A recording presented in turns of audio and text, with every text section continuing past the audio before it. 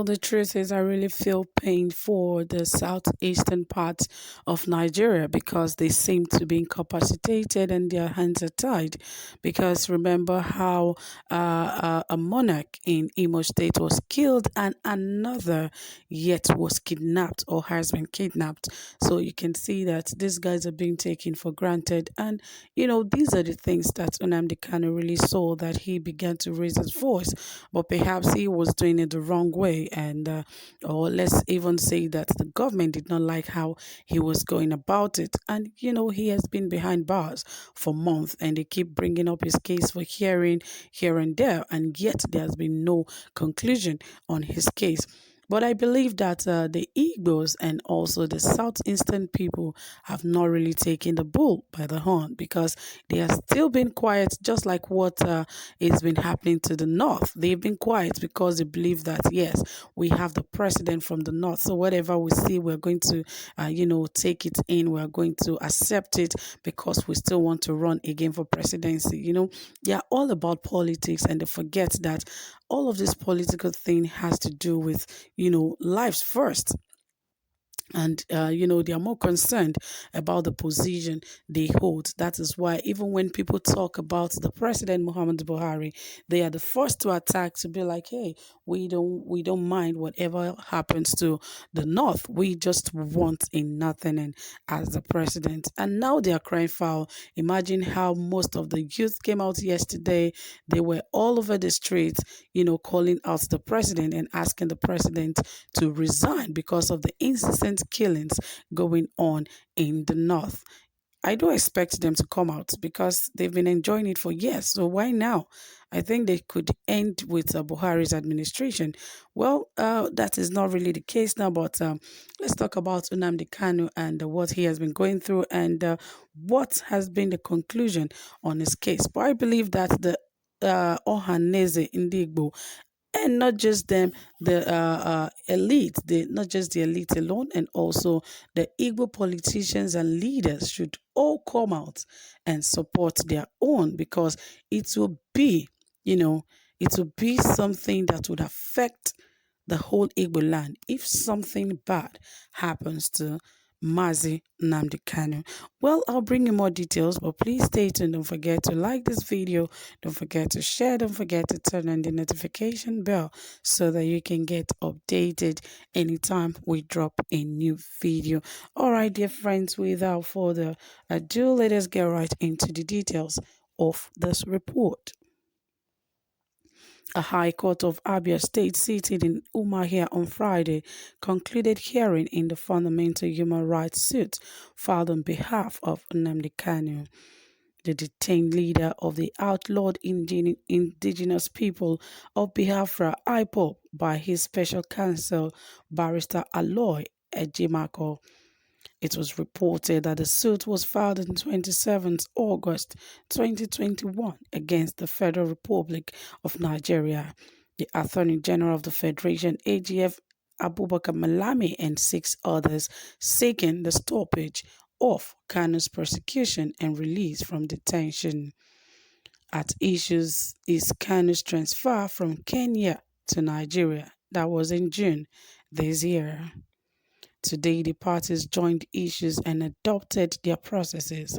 In his address to the court, Barrister Ejimako stated that it's important to emphasize that the suit is aimed at barring the prosecution of Kanu and securing his release from detention, because the opposition will amount to rewarding the government for the injustice inherent in the illegal rendition of Kanu.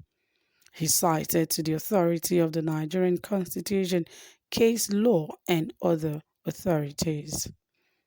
In their counter-argument, the lawyers to the respondent, which included Barrister Simon Enoch for the AGF, Omo Osage M for the police, Amos Story for the army, and C.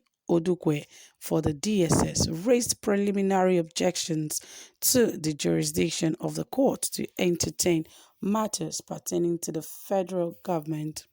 At the conclusion of oral argument, the presiding Judge Justice Benson Aya informed parties that they will receive a hearing notice bearing the date the court will render his judgment.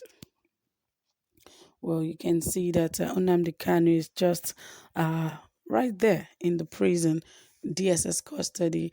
There were earlier reports were brought to you how, a terrorist who have been terrorizing the Oyo community for a long time, has been going about living his life.